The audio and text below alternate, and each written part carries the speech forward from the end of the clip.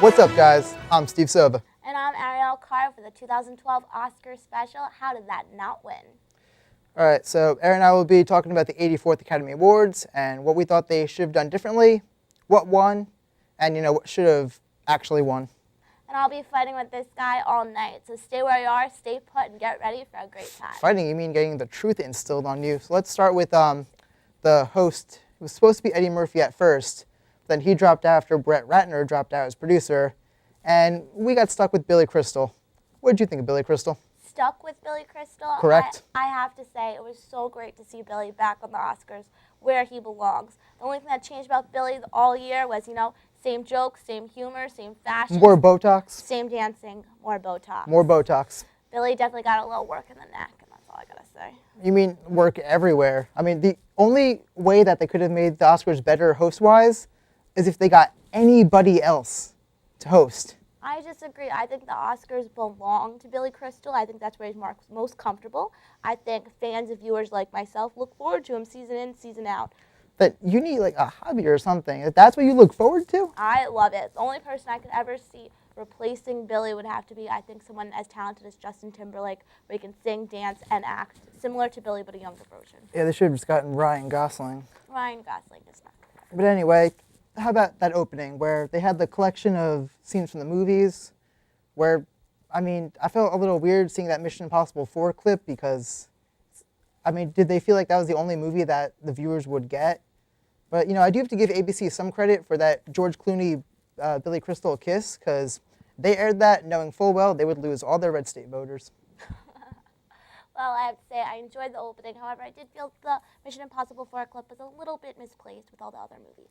It was a great movie. But I mean, come on, like if the Academy Awards really want to entertain me, they'll do something like that whole Kanye West thing interrupting Taylor Swift where... Yo, Steve, What's up?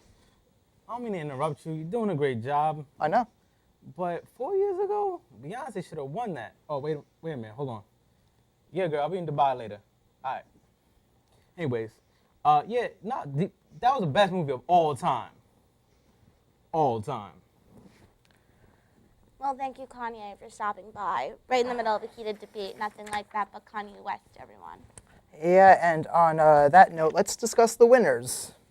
And the losers. Yeah. Now, I mean, start off, we got Christian Bale looking as angry as ever. I mean, it got to the point where I kind of thought as he opened up the envelope to do the Best Supporting Actress or the Best Actress, he would just say, and the actress I will punch next is... I happen to love Christian Bale, attitude and everything. And we start off in Newsies of all movies, the happiest kid-friendly movie of all time. How can you not love Christian Bale? So I'm sorry. He went from Newsies, a musical, where as a young child, to Batman. So I rest my case there. No, Christian Bale is great. I'm not denying that. I'm just saying, tone down the anger. A little bit? And that's coming from me, so that's saying something. Not true. That's true. Let's see, who else? We had, yes. My least favorite, and, someone else out there is too, we had Meryl Streep, who really did not deserve her 84th time being nominated, her first win, I believe. Because I personally feel that, Rooney Mara should have won for her portrayal of Lisbeth in The Girl with the Dragon Tattoo. I mean, Rooney sacrificed so much for that movie. Those tattoos, real. The piercings, real. She even lived secluded by herself for 6 months to prepare to be that kind of like stoicness. I really feel like she deserved to win over Meryl Streep. I think Meryl Streep is one of the most talented actors of our generation. I think she And, every other generation because she's been alive that long. I think she's not only empowering to women, but she's a terrific actress. I think her portrayal in The Iron Lady was excellent. I think she played a very excellent prime minister. I think she was extremely empowering. However, I do feel that one of her better movies that she was not a winner for was The Devil Wears Prada, where I felt like she really encaptured the whole film, and she really made the film what it is today. Yeah, I agree. She should retire soon. He's Next. beautiful. I met him. It's fine. Oh, you met him, you said? Yeah, it's All fine. right. It's fine. Yeah, all right. It's fine. So, have you noticed that, usually what does win, you can pretty much guess 100% what it'll be every year. Like, I mean, who didn't know the artist was going to win? What did you feel about the artist personally? It was beautiful. I first saw the movie in August last year. When it first came out. Yeah, and Limited edition. Yeah, I saw it before it was even done. But I thought it was great. I mean, AMC Corporate. oh yeah. Oh, AMC plug it, Corporate all plug the it, way. guys, plug AMC, it. AMCentertainment.com. But it was one of those movies where you just know that deserves it, and that movie is going to be a trailblazer, and it was. Speaking of those movies that you just know are going to win, Cal Malcolm and I examined this in our segment, What It Takes to Win. Let's check it out. Hi, I'm Kyle Malkin. I'm here with Steve Silva. And Steve thinks he has the formula to give us an Oscar-winning movie. Well, Steve, why do you say that? Well, you see, I watch a lot of films, and all those Oscar-nominated films have a specific formula. To the point where before they're even nominated, you know pretty much that they're going to be nominated. So I looked at what they all have in common, Okay. and I formulated like 5 or 6 steps Okay. I'm going to replicate to hopefully win an Oscar. Okay, so explain to me this plan, these steps that you have. All right, well, step 1 is, of course, portray a historical figure. Okay. So, I'm looking at from New Jersey, so I figure, like, who can I emulate on camera that will just win me that Oscar? So I thought John Wayne. Chris Christie. Oh. Okay. Yes, yep. You see, I don't really look like him. I'm not quite to his girth. So that's where my new diet comes in playing. These are brownies. Okay, so you plan on getting pleasantly plump, huh? Yep. This is Or not so pleasantly, six if you're Chris Christie. 6 brownies in here at 200 calories per brownie. Okay. So I figure if I have about 25 boxes a day, Oh, in about a month I can be where I need to be. good luck with that. In addition to that, he is a very big man.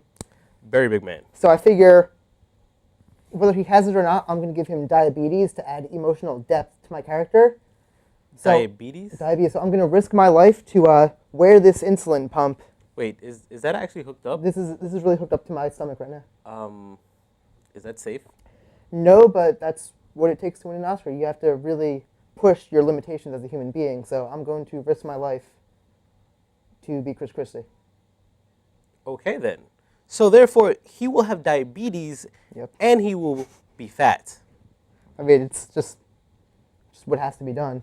Okay, so explain to us your other plans. Well, I mean, the whole movie can't just be me testing my blood sugar and eating brownies. So Okay. we need a screenwriter. So I called a few people. I called Andy Sorkin, who wrote the script for Social Network, wrote a bunch of scripts. The guy who wrote Girl with the Dragon Tattoo, he said no as well. Okay. So I figured I'll write my own script. Why not ask, I don't know, George Lucas? He wasn't into the idea. Hmm. He said it didn't have enough space battles Okay, or then. aerial battles at all. Alrighty then.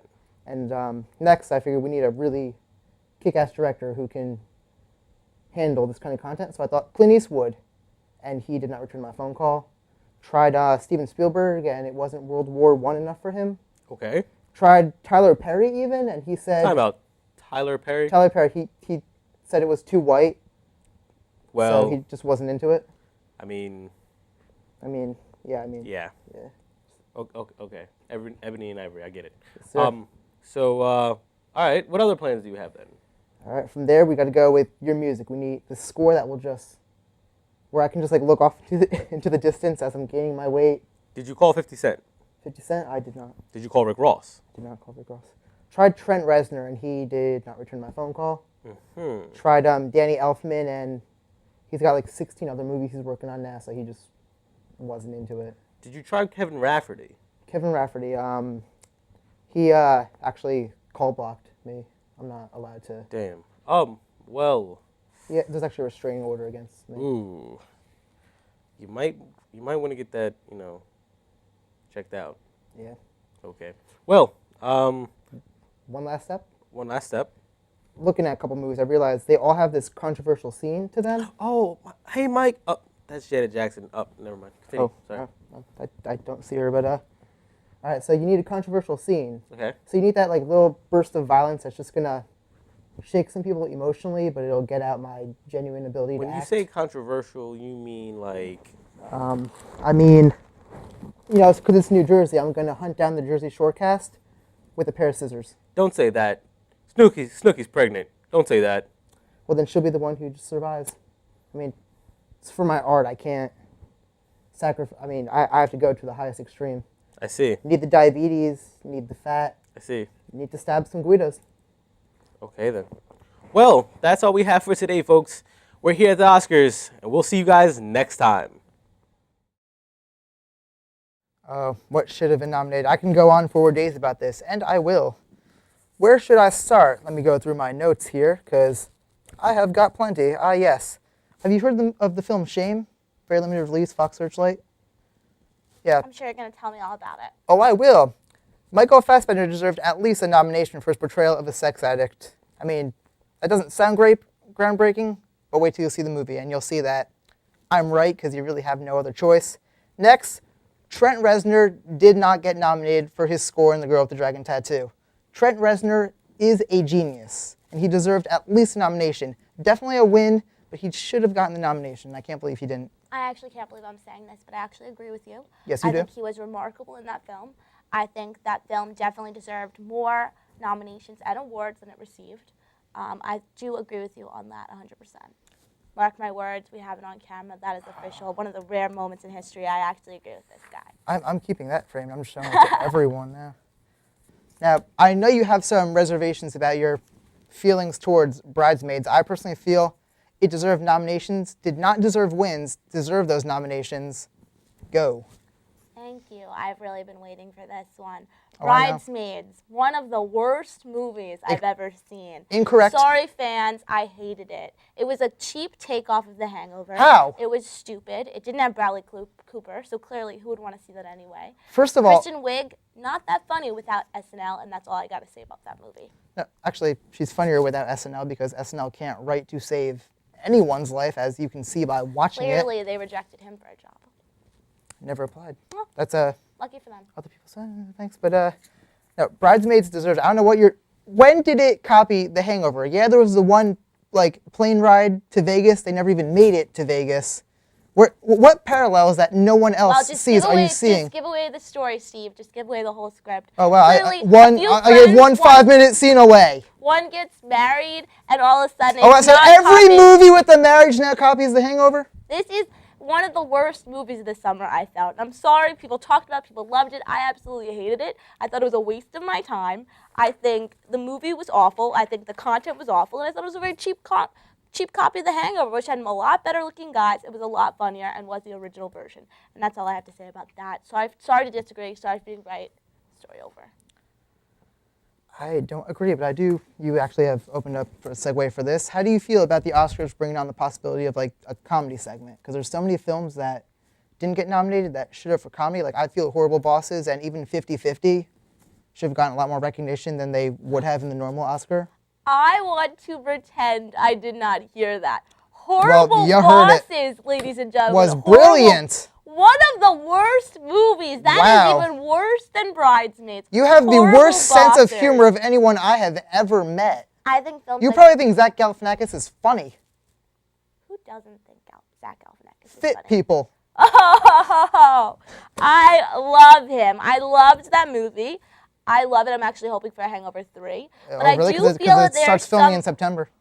I do feel that there are some great movies out there right now that should really be nominated. One of the great ones of the summer I felt was the one with Jennifer Aniston and Adam Sandler, Going the Distance. I'm sorry, no, wait. that was with You're Drew going- Barrymore and Justin Long, which was not as funny, but similar titles if you actually notice. You're going to trash Horrible Bosses, but then you're going to say Drew Barrymore should have been nominated? No, not Drew. I liked the one with Jennifer Aniston and Adam Sandler. That one was, What's that called again? I know Just you go know. with it? Just go with it. yeah, Greatest no movie chance of all in no time. chance in hell that deserves Oh, an Academy so Award cute, nomination. so You're going to great. say Horrible Bosses and Bridesmaids was bad? Do you hear yourself? I just think it was a really great movie. You just I picked don't know like if the it's getting a worst nomination, denominator, but I the think it's a lowest great common movie. denominator of comedy. You said deserved a nomination. You're going to say that Horrible Bosses and what do you think of Crazy Stupid Love? That's another one that should have had a couple nominations there. Let me guess, you didn't like it because it had some jokes. I actually did really like it. Oh wow.